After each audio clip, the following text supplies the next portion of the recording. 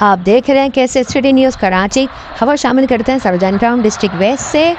ہمارے نمائندے اجاد احمد خان کی اس رپورٹ میں. ایس ایچ او سرجانی اور سرجانی ٹاؤن کے علاقہ مکین اور غیور عوام نے ایس ایچ او تھانہ سرجانی ٹاؤن اور عوام کے ساتھ مل کر مذمت کی اور شراب خانہ بند کر رہے ہیں.